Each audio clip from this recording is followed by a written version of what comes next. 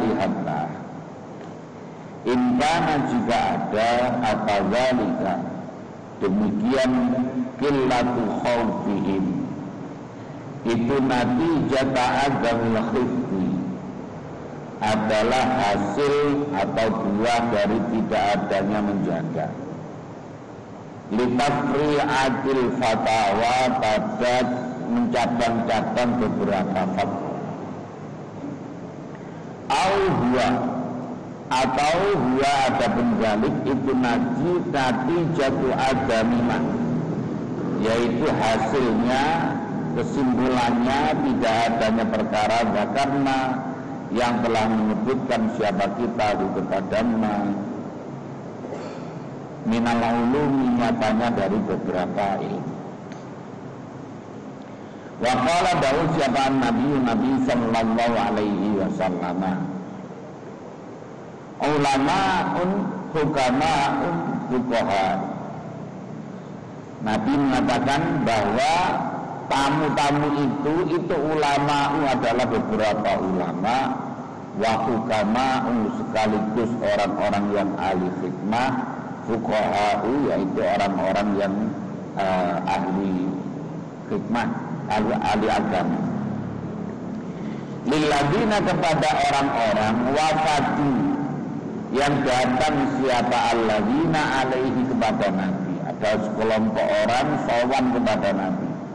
Ditanya siapa mereka? Mereka adalah para ulama, hukama, fuqaha. Wasu'ila, dan ditanya siapa Sa'd bin Ibrahim Az-Zuhri. Saya Sa'ad bin Ibrahim Az-Zuhri rahimahullah ta'ala.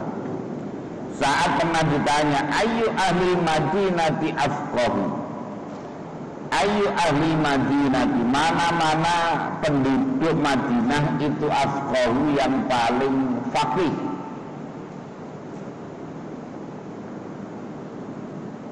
Faqala, maka menjawab siapa Sa'ad, itu atqahum.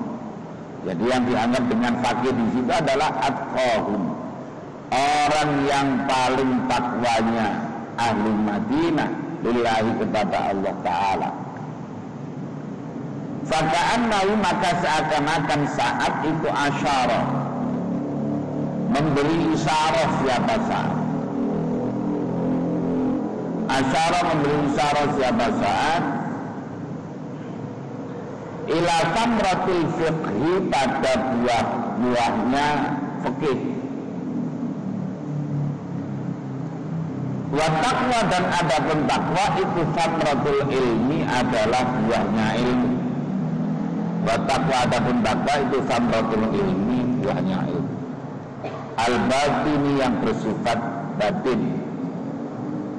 Dunal fatawa, bukan beberapa fatwa. Wal aqdiyati, dan beberapa keputusan hukum. Jadi itu untuk mengembalikan. Jadi ulama-ulama dahulu itu istilah faqih, istilah fikih itu adalah ya pemahaman terhadap seluruh ilmu keagamaan. Itu adalah fikih.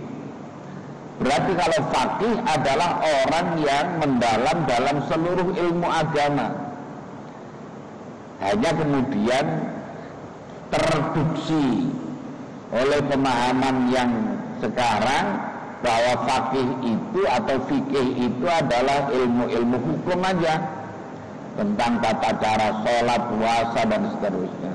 Sehingga faqih di situ adalah orang yang ahli ilmu fikih, ilmu tentang hukum-hukum Islam. Padahal mestinya harus dikembalikan kepada makna yang lama. Menurut Imam Ghazali itu.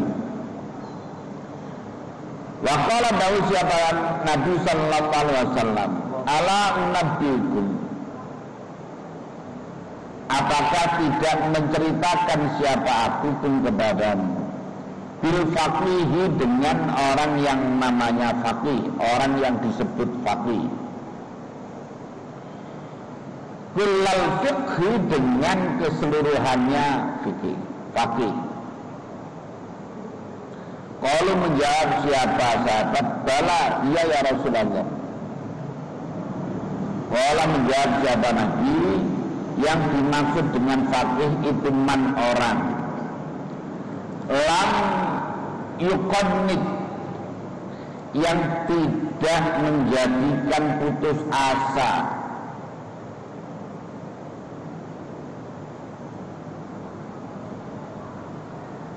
siapa man annasa pada manusia min rahmatillahi, dari rahmatnya Allah. Jadi orang yang tidak menjadikan manusia itu menjadi putus asa kepada Allah. Walam yu'amminhu, dan tidak menjadikan orang merasa aman hum kepada nas min makrillahi, dari daya upayanya Allah. Artinya orang jangan sampai berani menjamin orang. Tidak boleh kita menjamin orang, ya, pasti masuk surga dan sebagainya, tidak bisa. Kecuali itu datangnya dari Nabi, umpamanya jelas, nasnya jelas. Jadi kalau kita umpamanya ada amalan apa, ini pasti masuk surga, tidak bisa. Wah, kita aja belum tentu masuk surga, kita ini tidak tahu. Maka kita jamin orang lain, ya tidak. Nah, gitu. Makanya ada salah satu contohnya ini. Mengapa dulu ada salah satu amaliyah yang sampai sekarang belum masuk pada kategori jatman, tidak termasuk thariqah yang muqtabarah, itu karena di situ dia berani menjamin masuk surga, ya. Makanya pernah terjadi persengketaan, dan tidak sebut kelompoknya. Jadi itu sampai berantem sama Banser sama di Jawa Timur sana itu, ya karena gara-gara itu.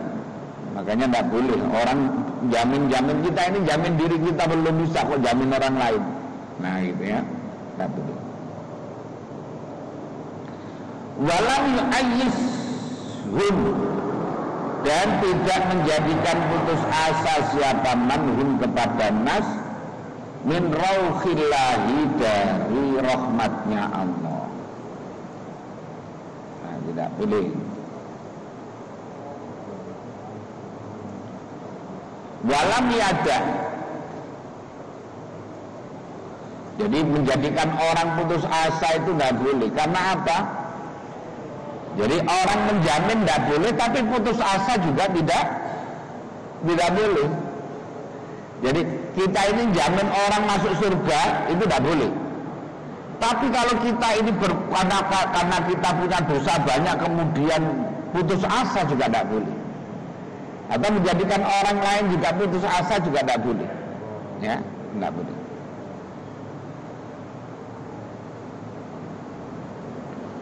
Atau menjadikan orang merasa udah kamu dengan amalan ini kamu udah jelas masuk surga, nah tidak boleh. Atau apalah, ya, maka tidak.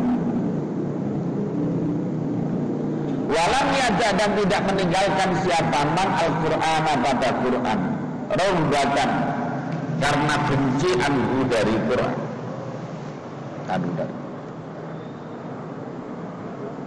ilama kepada perkara siwawi yang selain Al-Quran. Jadi kita ini contohnya gini, sekarang ini kan kalau ada jargon kembali kepada Quran dan hadis, ar-rujuk ila kitab wa sunnah, jargon ini baik ya, karena kembali kepada Quran dan hadis itu kan bagus. Kalau kita bilang jangan langsung kembali kepada Quran, itu kelihatannya tidak bagus. Kok melarang orang kembali kepada Quran dan hadis, kan gitu. Nah, gitu. Jadi kita itu bukan melarangnya supaya orang itu tidak megang Quran, atau karena kita benci Quran, bukan. Karena kalau setiap orang yang tidak punya kapasitas langsung merujuk kepada Quran, menyimpulkan hukum dari Al-Quran, itu nanti kesimpulannya melenceng masalahnya. Nah gitu. Jadi makanya orang mengapa harus bermadhab, harus mengikuti ulama-ulama tafsir dan sebagainya, karena kita tidak punya kemampuan untuk langsung istinbat atau istikhrajul ahkam minal adillah. Jadi kadang-kadang dipahami salah, oh tidak boleh langsung kepada Quran dan hadis, berarti tidak suka sama Quran dan hadis. Bukan tidak suka sama Quran dan hadis, tapi karena kemampuan kita yang belum mencapai kapasitas untuk itu. Nah itu tidak salah, bukan karena benci kepada Quran. Nah Quran kita baca tiap hari ya. Tetapi memahami Quran itu harus pakai pemahaman para ulama-ulama dahulu supaya tidak salah. Nah kadang-kadang itu kan begini, dibenturkan. Kamu ikut Nabi apa ikut Imam Syafi'i? Nah gitu kan? Kita kadang begitu kan. Kamu itu ikut Imam Syafi'i apa ikut Nabi? Nah ini kalau kita yang tidak punya argumentasi, ya bisa, ya saya ikut Nabi. Ya kalau gitu tinggalkan Imam Syafi'i. Nah gitu. Lah kayak sama dengan itu, merah putih apa bendera tauhid, lah gitu kan? Itu ya sama dengan itu. Jadi jebakan-jebakan. Makanya orang harus mendalami, harus belajar itu. Jadi mengapa kita kok tidak langsung kepada Quran? Karena kita tidak punya kapasitas untuk langsung memahami Al-Quran, istikhrajul ahkam dari Al-Quran itu. Jadi itu masalahnya. Bukan karena kita tidak suka sama Al-Quran. Jadi kita, mengapa kok kita langsung tidak kepada hadis saja, kok mengikuti mazhab Imam Syafi'i? Imam Syafi'i itu lebih dahulu memahami hadis daripada kita. Jangankan kok kita, pakar-pakar hadis seperti Imam Bukhari, Imam Muslim, Imam Abu Dawud, Imam Nasa'i, Imam Tirmidzi, Imam Ibnu Hibban, semuanya ngikut kepada imam-imam mujtahid. Padahal mereka itu adalah orang-orang yang ahli hadis. Mereka adalah orang-orang yang ahli hadis. Mengapa kok tidak? Oh sudah, saya mengikuti pendapat saya sendiri aja. Ternyata tidak begitu. Nah, jadi ini yang supaya tidak disalah. Sekarang itu karena dibolak-balik itu, dibolak-balik. Kayak makanya kamu Islam lah. Oh ya Islam. Kapan kamu masuk Islamnya? Mana buktinya? Nah, kayak gitu kan? Ngece kan gitu ya? Ngece banget itu. Jadi kapan kamu masuk Islam? Mana buktinya? Ya gitu. Mana suratnya? Oh. Ayo sekarang syahadat. Nah gitu. Sama dengan yang kemarin saya sampaikan, kata kutiba dalam Al-Quran itu ada 4, yaitu kutiba alaikumus syiyam, kutiba alaikumul wasiyah, alaikum wasiyat. Ada, kalau baru menjalankan 2 berarti Islamnya baru separuh katanya itu. Harus kutiba alaikumul qital, harus perang. Wah, harus perang dan seterusnya. Wah itu kalau yang nggak pernah pegang untuk jawaban-jawaban itu ya akhirnya terpengaruh. Ya, akhirnya terpengaruh. Zaman sekarang dibolak-balik begitu modelnya.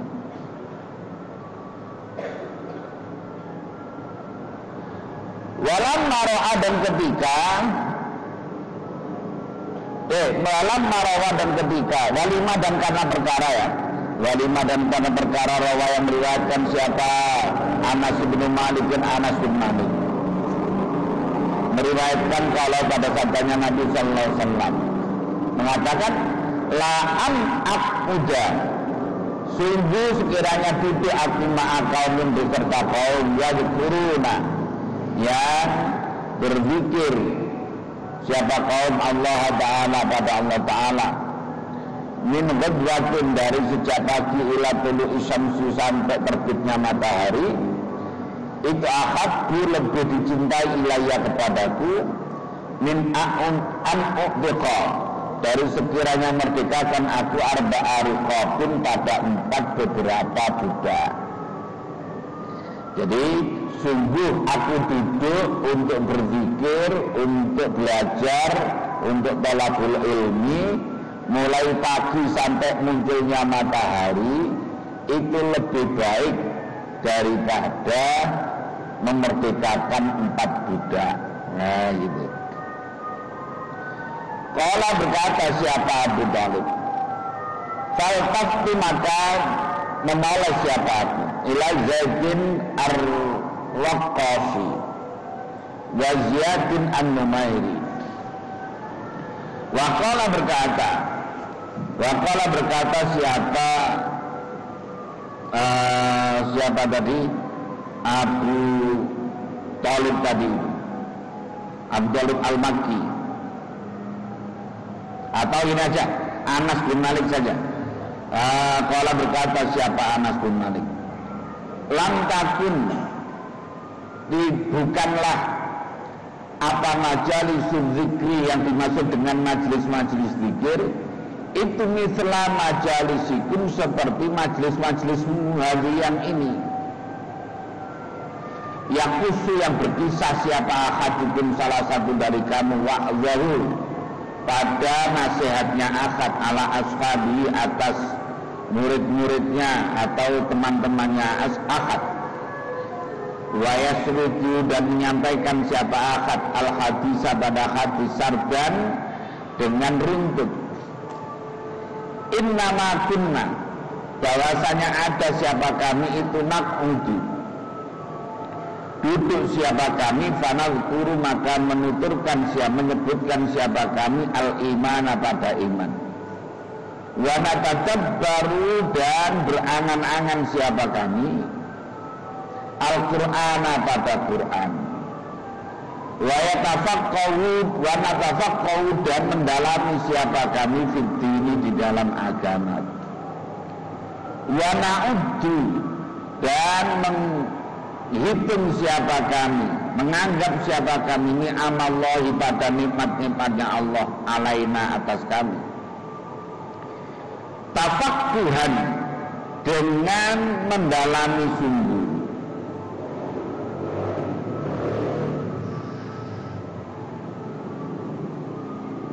Fasamma, maka menamakan siapa Anas bin Malik tadi tadabbur al-Qur'ana, pada tadabbur Al-Qur'an, berangan-angan, wa'addan ni'ami, dan menghitung atau menganggap beberapa nikmat, menganggap tafaqquhan dengan nama tafaqquh. Jadi tafaqquh, jadi yang dimaksud dengan tadi bahwa ala qaumin yadhkurunallaha min ghudwatin ila tulu'i syamsi, itu bukan orang yang kemudian baca zikiran saja, enggak, bukan itu. Jadi yang dimaksud di sini adalah termasuk berbicara tentang masalah memahami Al-Qur'an, masalah keimanan, mendalami agama, kemudian mensyukuri nikmat-nikmat Allah. Jadi semuanya itu termasuk kategori fikih, makanya dinamakan dengan tafaqquh. Jadi ini kan kemarin peristilahan yang semula itu maknanya besar, kemudian diperkecil gitu loh oleh ulama-ulama sekarang, direduksi,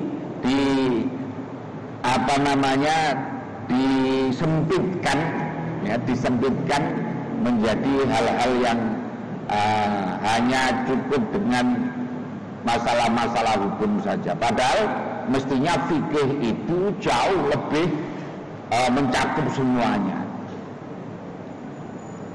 Wala dawu siapa Nabi sallallahu alaihi wasallam, la yafqahu, tidaklah tahu siapa al-abdu, hamba, kullal fiqhi, dengan sesungguhnya atau dengan totalnya pengetahuan, hatta yang kita sehingga benci siapa abd annasa pada manusia fi dzatillahi ta'ala, di dalam karena mengikuti zatnya Allah Ta'ala.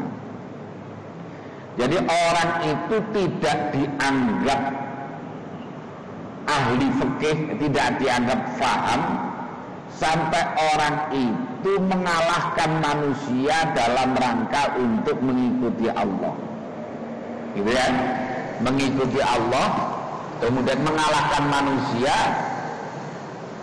karena dalam rangka untuk mengikuti Allah. Contohnya gini, contoh.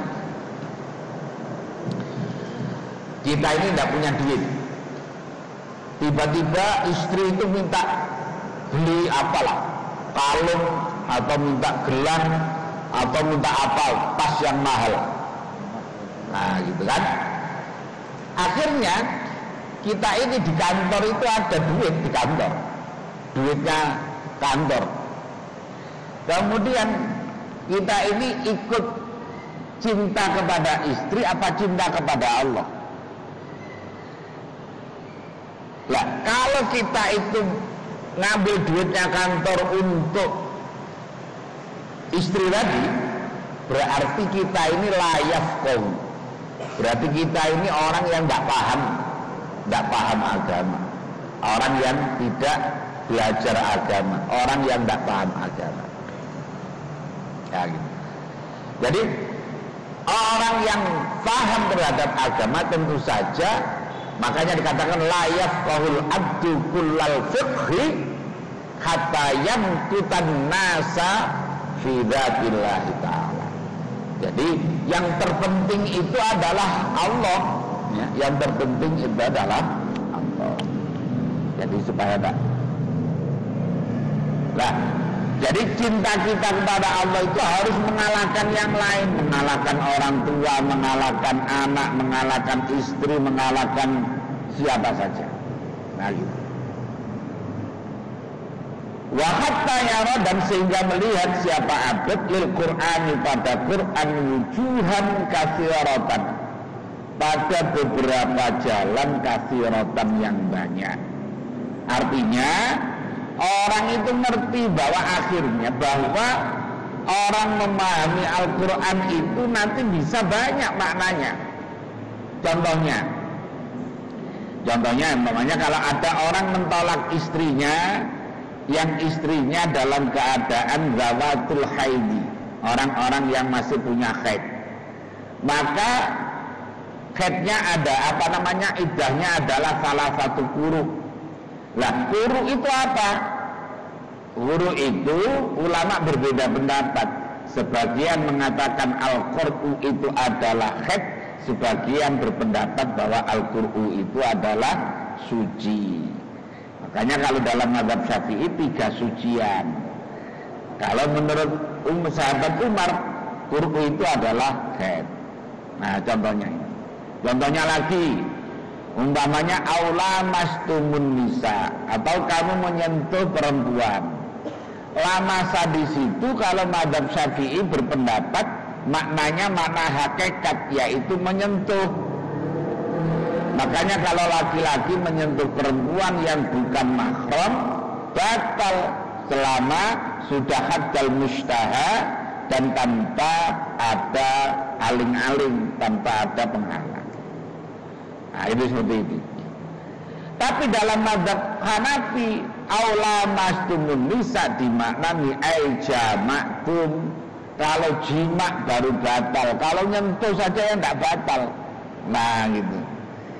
Nah, orang kalau kemudian menyadari bahwa Al-Quran ini loh maknanya bisa banyak, bisa dipahami banyak, itu orang yang faqih.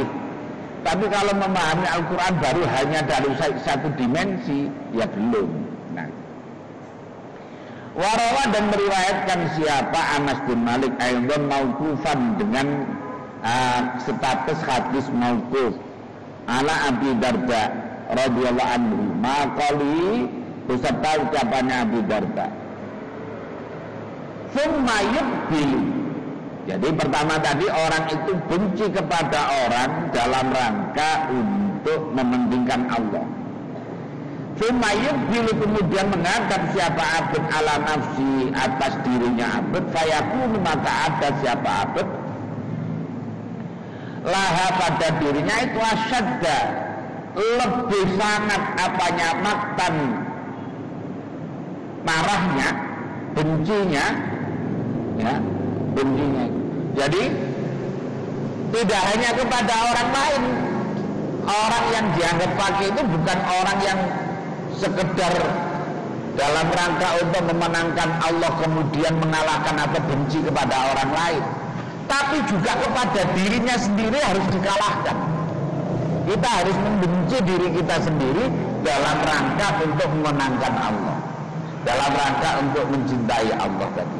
Jadi cinta kita kepada Allah harus mengalahkan diri kita, harus mengalahkan orang tua kita, harus mengalahkan anak kita, harus mengalahkan istri kita, harus mengalahkan siapapun. Nah gitu. Itu yang namanya fakih. Fakih tadi itu orang yang paham terhadap agama itu, ya tadi, orang yang bisa menomorsatukan Allah dengan mengalahkan orang lain. Tidak hanya orang lain, bahkan terhadap diri kita sendiri, ya, bahkan terhadap diri kita sendiri.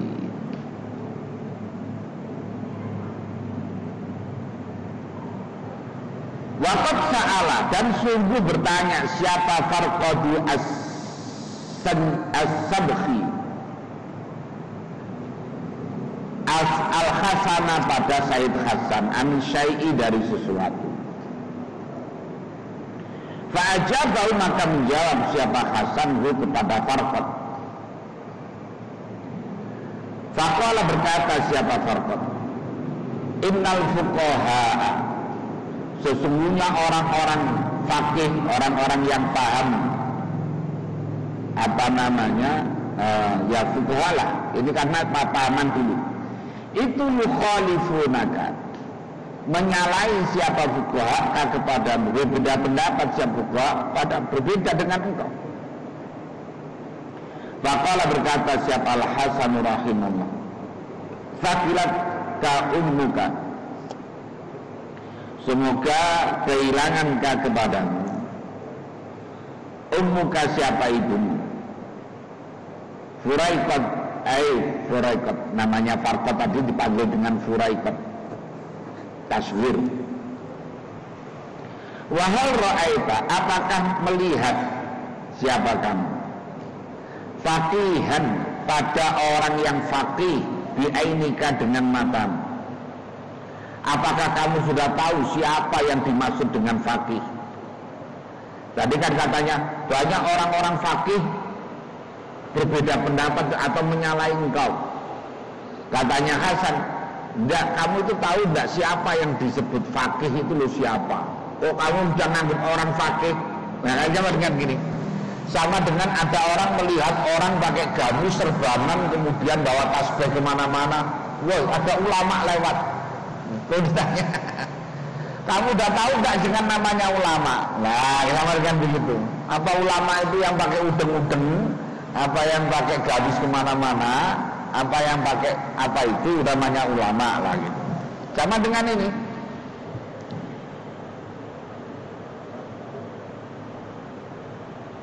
Banyak ulama-ulama, banyak fuqaha yang menentang kepadamu. Lalu ditanya, kamu tahu nggak siapa fuqaha itu, siapa faqih itu? Nah gitu.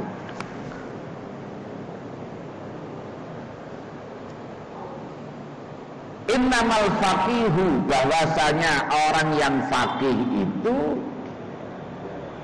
az-zahidu, orang yang zuhud fid dunya, di dunia.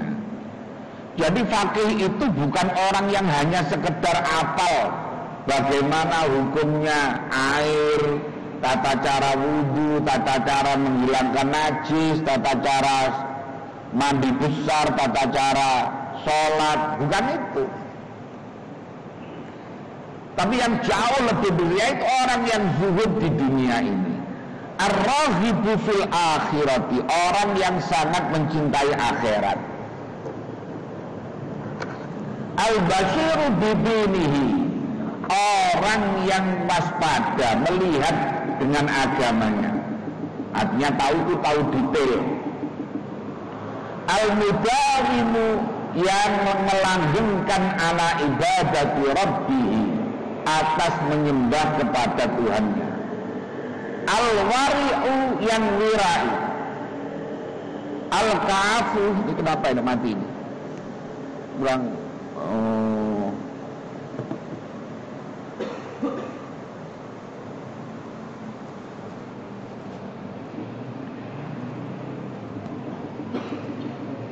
Al-kafu, yang mencegah nafsahu pada dirinya. Al-faqih an a'radil muslimina, dari membicarakan harga diri atau prestisenya orang-orang Islam. Jadi yang dinamakan faqih itu adalah az-zahidu fid dunya, orang yang zuhud terhadap dunia itu. Kemudian ar-raghibu fil akhirah, orang yang mencintai akhirat. Kemudian mana tadi? Al-basyiru bidinihi, orang yang mendalam terhadap agamanya, mengetahui detail al-basyir itu. Al-mudawimu ala ibadati rabbihi, yang istiqomah, yang melanggengkan terhadap ibadah kepada Tuhannya. Al-wari'u, yang wirai, Masya Allah. Al-kafu nafsau, yang mencegah kepada dirinya an a'radil muslimin, dari membicarakan, dari menistakan, dari menghina, dari apa saja terhadap harga diri atau prestisenya orang-orang muslim yang lain.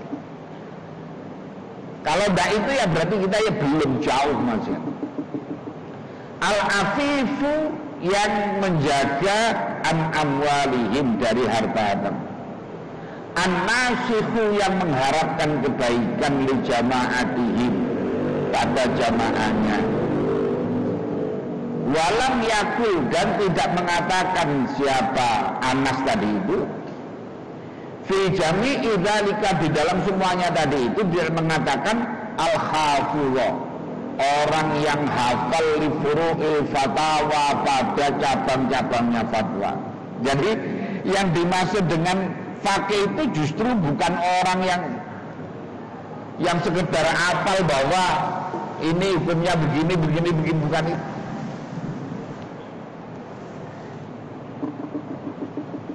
Walastu, dan bukanlah aku itu, aku berkata siapa aku.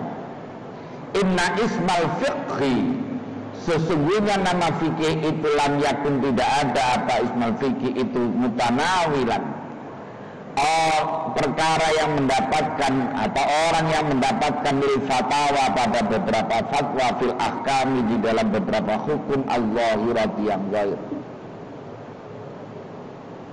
Walakin, karena tetapi ada apa fikih itu bitariqil umumi, dengan metode yang lebih umum, dengan metode umum, wasyumuli, dan yang mencakup, au bitariqil istitba'i, atau dengan cara meneliti.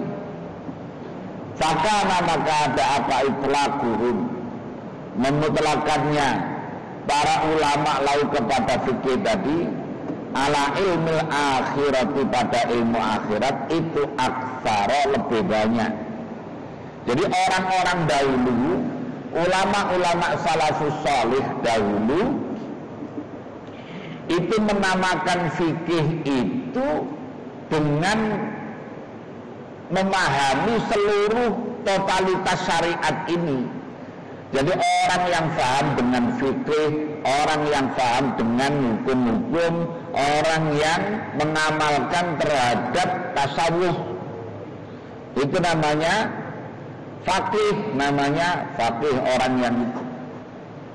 Jadi jangan kemudian difahami sekedar orang yang ngerti hukum saja. Makanya kalau kemarin awal-awal itu Imam Syafi'i itu bisa jadi kita menganggap kita sebagai pengikutnya Imam Syafi'i bisa jadi berbeda dengan Imam Syafi'i atau bertentangan dengan Imam Syafi'i karena kita salah cara membaca Imam Syafi'i. Imam Syafi'i kita baca hanya sebagai orang yang ahli ilmu hukum-hukum Islam saja. Padahal Imam Syafi'i itu adalah orang yang wirai, orang yang zuhud, orang yang dermawan, orang yang sangat ramah, orang yang sangat macam-macam, ahli ibadah dan sebagainya. Ya. Jadi kalau kita melihat hanya dari sisi fikihnya saja, ya bisa jadi kita ini bertabrakan dengan Imam Syafi'i. Ya, jadi Imam Ghazali itu mengingatkan kepada kita semuanya bahwa mestinya pemaknaan terhadap fikih itu harus dikembalikan kepada makna-makna yang dilakukan oleh ulama-ulama salafus salih dahulu. Makanya tadi dikatakan bahwa memaknai fikih dengan pemahaman yang lebih umum, yang lebih mencakup, bahkan yang tidak hanya kepada hukum-hukum zahir, bahkan itu kepada masalah ilmu akhirat itu lebih banyak.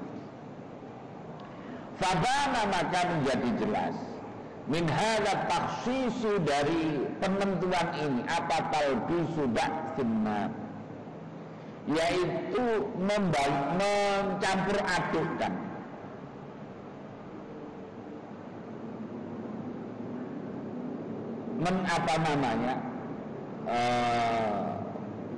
mendorong manusia ala tajarrudi atas tajarrud itu artinya menyendiri, fokus lalu kepada fikih, wal i'radi, dan berpaling an ilmi akhirati, dari ilmu akhir. Jadi memaknai fikih hanya dalam pemahaman hukum-hukum saja itu namanya sama dengan menjauhkan fikih itu dari ilmu-ilmu akhirat, ya. Jadi hanya ilmu dunia. Wa ahkamil qulubi, dan hukum-hukum hati. Wa wajadu, dan menemukan siapa nas ala zalika pada fikih muayyanan, yaitu ditentukan minat tabai, dari watak saja. Jadi supaya tidak salah, jadi kalau memaknai lebih pada hal yang lebih sempit tadi itu, ya berarti kita memahami fikih itu terputus dengan akhirat, terputus dengan masalah hati dan sebagainya.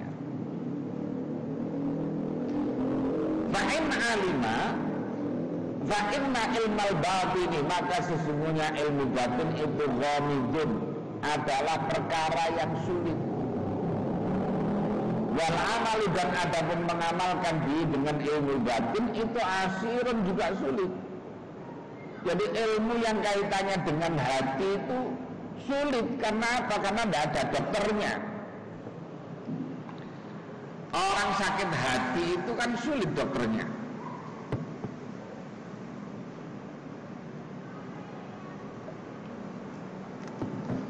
Kalau kita ke dokter palingnya yang diobati ya hati dalam arti fisiknya, bukan apa yang ada di dalamnya. Nah, gitu. Padahal orang sakit hati itu adalah hal-hal yang ada dalam kandungannya. Umpamanya saya marah kepada Ustaz Jajat, ini sakit hati, obatnya tidak ada di dokter, tidak ketemu, tidak ada apoteknya.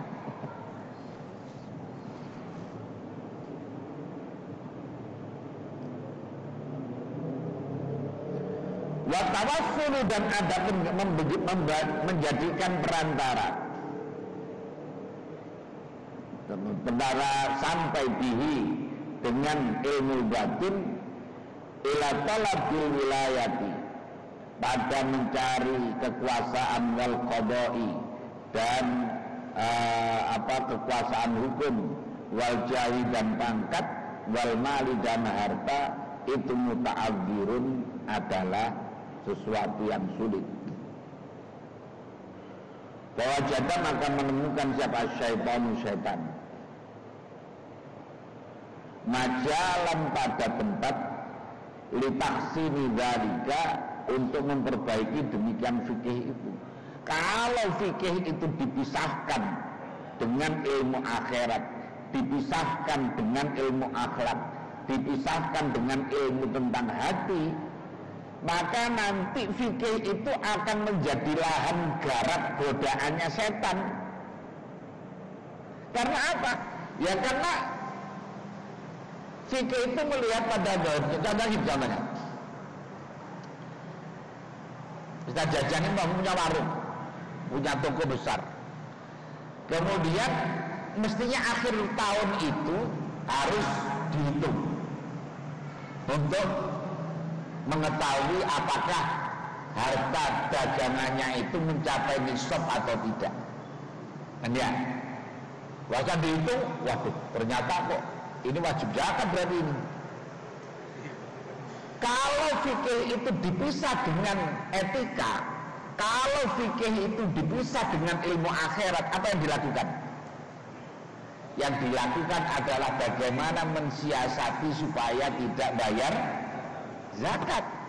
Ini namanya majalun lisyaiton. Itu adalah ruang yang digunakan setan untuk merekayasa. Sama dengan contohnya gini lah, orang itu mestinya bayar pajak, kan banyak itu orang bayar pajak mestinya harus bayar berapa ratus atau berapa miliar lah. Sekarang karena ini adalah ilmu duniawi yang terpisah dengan ilmu akhirat, akhirnya orang ada petugas pajak yang ngecek-ngecek sebetulnya, tapi dia bisa nyiasati. Ini aja Pak Haji atau siapa, Pak Direktur, kan sampean itu mestinya bayarnya katakan 50 miliar pajaknya. Gimana kalau bayar cukup 10 miliar saja, tapi yang 5 miliar untuk saya. Nah gitu kan, nanti saya yang ngatur semuanya. Nah gitu, tahu beres pokoknya. Nah gitu, aman, saya jamin aman uang ini. Inilah setan itu tadi. Sama dengan orang, kalau fikih itu diputus dari masalah-masalah ilmu akhirat, diputus dari masalah-masalah etika, diputus dengan masalah-masalah ilmu hati, ya jadi gitu. Akhirnya kita jajan yang punya toko tadi apa? Ya saya siasati saja supaya kan syaratnya itu milik sempurna ini kalau mencapai haul dan nisab. Nah, panggil anaknya. Nah, sekarang ini toko ini tak kasihkan kamu, gitu kan? Jatuh tokonya kurang seminggu, mestinya bayar zakat, dikasihkan, kamu tak kasih toko ini. Wah, anaknya nggak ngerti ya, seneng saja kan? Wah iya, terima kasih Pak. Setelah itu diminta lagi, kan orang tua boleh meminta kembali pemberian kepada anak. Diminta kembali, kok diminta kembali? Wis kamu tidak tahu apa-apa lah pokoknya lagi. Ini artinya kalau memahami fikih hanya pada sisi memahami hukum-hukum saja, maka dampaknya atau ini menjadi lahan bagi setan untuk menggoda. Dan itu tidak hanya gini, itu namanya ilmu khilah namanya. Contohnya gini lagi, ilmu khilah itu ilmu mensiasati. Sekarang orang kan tidak boleh ya kalau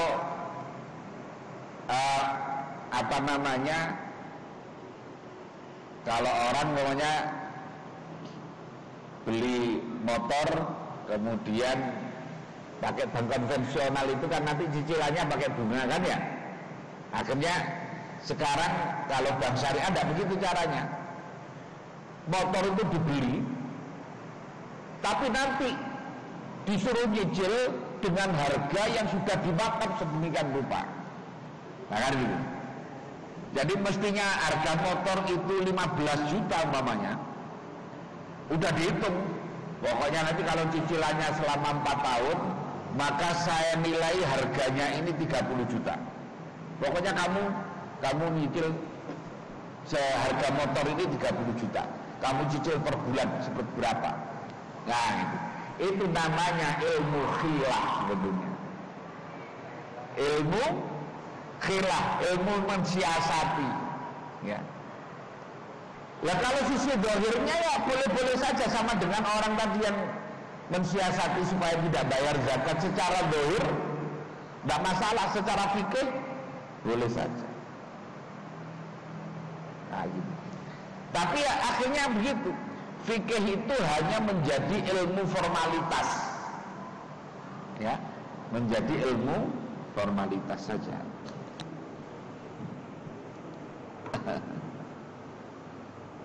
Nah,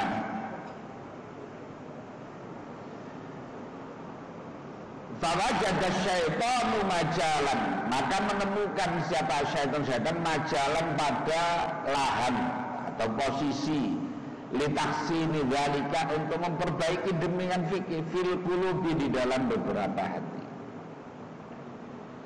biwasitati takhsisi ilmi fikhi, dengan perantara mengkhususkan atau menyempitkan nama fikih tadi. Alladzi huwa, yang mana wadam fikih itu ismun mahmudun, padahal semula itu adalah fikih itu adalah nama yang terpuji fi syar'i, di dalam syarak. Jadi semula itu nama fikih. Kenapa? Loh, karena nama fikih itu nama yang ada dalam Al-Qur'an, liyatafaqahu fid-din. Falaula nafara min kulli firqatin minhum ta'ifatun liyatafaqahu fid-din. Jadi nama fikih itu nama Qur'ani sekali. Nama yang sangat ideal sebelum. Nah, kemudian menjadi tidak ideal ketika kemudian tadi direduksi atau dikecilkan pada makna-makna yang kaitannya hanya dengan masalah-masalah hukum formal yang terpisah dengan etika, terpisah dengan hati dan sebagainya. Nah, gitu. Al-lafdz tsani. Nah, ini yang pertama kemarin kan bayanu ma budila min alfadhil ulum. Yang pertama adalah fikih. Sekarang yang kedua. Al-lafdz tsani, adapun yang kedua itu al-ilmu. Terminologi ilmu. Waqad kana, dan sungguh ada apa ilmu itu yutlaqu, diucapkan. Itu yutlaku, diucapkan apa zalika demikian ilmu, alal ilmi, atas ilmu billahi, tentang Allah Ta'ala, wa bi ayatihi, dan dengan ayat-ayatnya Allah, wa bi af'alihi, dan dengan tindakan-tindakan Allah, fi ibadihi, di dalam hamba-hambanya Allah, wa khalqihi, dan makhluknya Allah. Jadi ilmu itu pada dasarnya adalah untuk ilmu yang kaitannya dengan Allah, dengan ayat-ayat Allah, tindakan-tindakan Allah kepada hamba-hambanya ini dan makhluknya. Kata innau, sehingga bahwasanya itu lama mata, ketika wafat siapa Umaru, sahabat Umar radhiyallahu anhu, qala, berkata siapa Ibnu Mas'ud, ketika sahabat Umar wafat, Ibnu Mas'ud mengatakan rahimahullah ta'ala, laqad mata, sungguh telah mati apa tis'atu asy'aril ilmi, yaitu 9/10 ilmu. Jadi katanya berarti 4/9 ilmu udah hilang, dibawa oleh sahabat Umar yang wafat itu. Fa'arrafahu, maka memarifatkan siapa Ibnu Mas'ud kepada al-ilmu bil alifi wal lam dengan alif dan lam. Tsumma fassarahu, kemudian menafsiri siapa Ibnu Mas'ud pada ilmu tadi al-ilma, pada ilmu billahi, tentang Allah Subhanahu wa ta'ala. Jadi yang dimaksud dengan ilmu itu adalah ilmu tentang ma'rifatullah. Jadi begitu sahabat Umar wafat itu, Abdullah bin Mas'ud mengatakan, waduh, ini 9/10 ilmu hilang. Berarti kan tinggal 1/10-nya. Tinggal 1/10-nya saja, karena 9/10. Sahabat Umar itu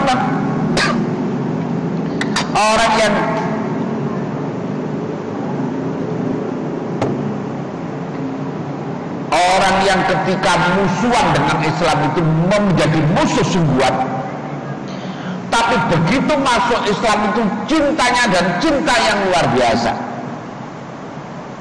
ya, cinta yang luar biasa. Jadi Islam itu menjadi kuat itu pada zaman Umar, nah, pada zaman Umar. Padahal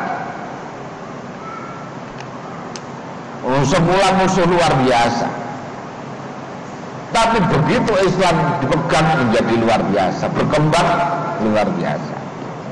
Ini sahabat Umar. Dan sahabat Umar ini melakukan terobosan hukum yang luar biasa. Contohnya, orang mu'allafah qulubuhum, kan dalam nas Al-Quran itu jelas, nasnya sharih, bahwa mu'allafah qulubuhum itu mesti harus mendapat bagian dari zakat tadi. Innamas shadaqatu lil fuqara'i wal masakini wal 'amilina 'alaiha wal mu'allafati qulubuhum. Tapi zaman sahabat Umar kadang orang itu kalau mau masuk Islam saja, nggak usah diberi zakat, ya. Kalau mau masuk Islam. Kalau enggak juga tidak apa-apa, musuhan sama saya. Musuhan sama saya. Jadi pada zaman sahabat Umar itu mu'allafah qulubuhum tidak diberi zakat. Tidak diberi zakat. Nah, contohnya lagi, ayatnya kan jelas bahwa as-sariqu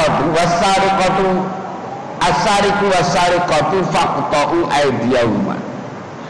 Para pencuri laki-laki dan pencuri perempuan, potonglah kedua tangannya. Tapi pernah ada pencuri pada zaman sahabat Umar itu tidak dipotong, malah dibebaskan oleh. Karena apa? Karena sahabat Umar itu melihat orang mencuri ini bukan untuk memperkaya diri. Orang ini mencuri karena kondisi paceklik, karena tidak ada yang dimakan. Maka jadi tidak dipotong tangan, dibebaskan. Nah, termasuk masalah tanah Khaybar. Kan biasanya kalau perang menang itu kan dapat ghanimah. Ghanimah itu dibagi. Ini tanah Khaybar nggak dibagi.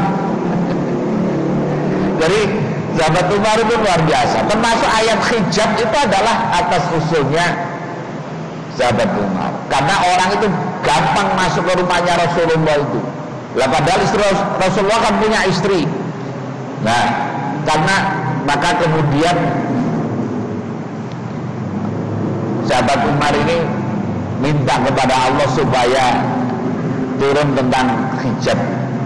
Jadi luar biasa, orang yang ucapannya sering dibenarkan oleh wahyu itu adalah sahabat Umar. Makanya kalau Ibnu Mas'ud mengatakan ketika Umar wafat maka telah hilang 9/10, itu kaitannya dengan ilmu-ilmu itu, ya.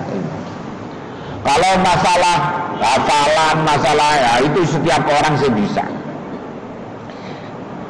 Makanya dulu ketika bahas masalah Abu Bakar itu bukan karena umpamanya banyak meriwayatkan hadis menjadi orang yang mulia. Kalau itu banyak yang melebihi. bukan karena apa namanya berapa jumlah harta yang dipakai, yang digunakan untuk perjuangan, bukan itu. Kalau itu yang mengalahkan banyak, tetapi bahwa totalitas dirinya, keyakinannya kepada agama ini yang tidak dimiliki oleh yang lain. Kasih sayangnya kepada sesama, totalitasnya itu yang tidak dimiliki oleh yang lain. Jadi bukan sesuatu yang bisa diukur, ya, bisa diukur. Kayak hafalan, oh karena dia hafal Quran, karena dia hafal hadis, karena itu bukan itu, bukan itu. Jadi supaya ngukurnya tidak lewat situ. Nah, kemudian mana tadi?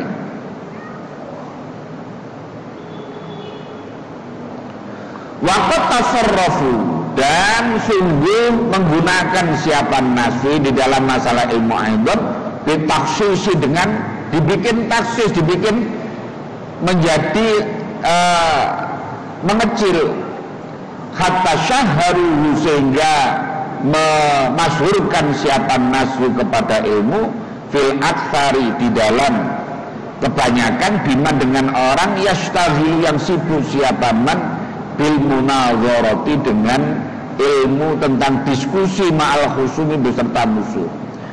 Jadi yang dianggap dengan ilmu itu kalau orang berdebat pinter. Yang dimaksud dengan ilmu itu orang yang bisa mempertahankan argumentasi ketika berdiskusi. Jadi direduksi seperti itu.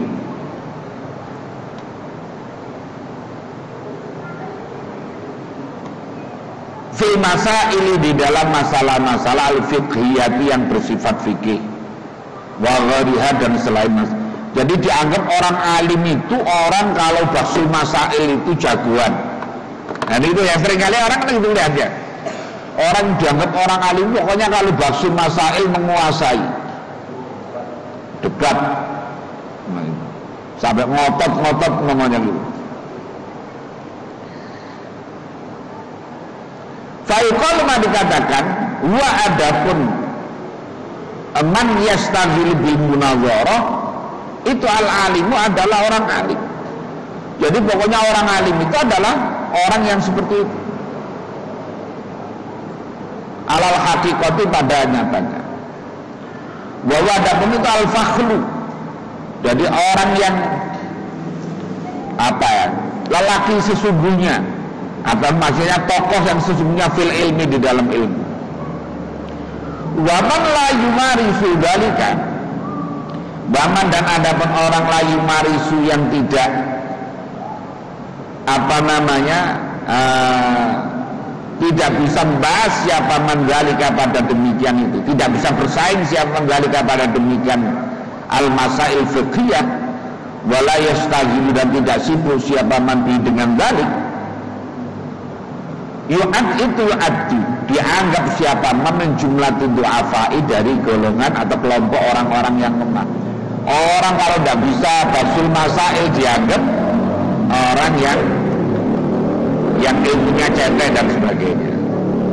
Wala ya'uddunahu, dan tidak menganggap siapa naswu kepada man fi zumrati ahli ilmi, di dalam golongan ahli ilmi.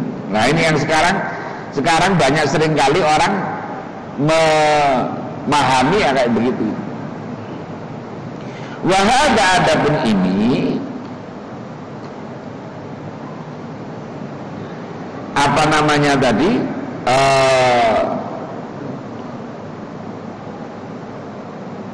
biman yastaghilu bil munazarati ila akhirih, aidan itu tasarrufun, adalah penggunaan ditaksisi dengan menentukan. Walakin ma, tetapi perkara warada yang sampai apa, min fadhailil ilmi, dari keutamaan-keutamaan wal ulama dan ulama, itu aksaru, adapun lebih banyaknya ma fil ulama ibillahi, di dalam tentang ulama-ulama tentang Allah. Padahal di dalam pembahasan tentang ulama-ulama yang utama itu bukan ulama yang paham tentang fikih-fikih itu, artinya bukan orang yang hanya sekedar fikih-fikih, Justru keutamaan ulama itu adalah ulama yang kaitannya nyambung dengan Allah. Ulama yang innama yakhsyallaha min ibadil ulama. Jadi bukan ulama yang majelis ulama. Jadi ulama itu ulama yang betul-betul alaqah batiniahnya dengan Allah itu nyambung. Bukan ulama yang masuk di majelis ulama, bukan. Ya, banyak salah.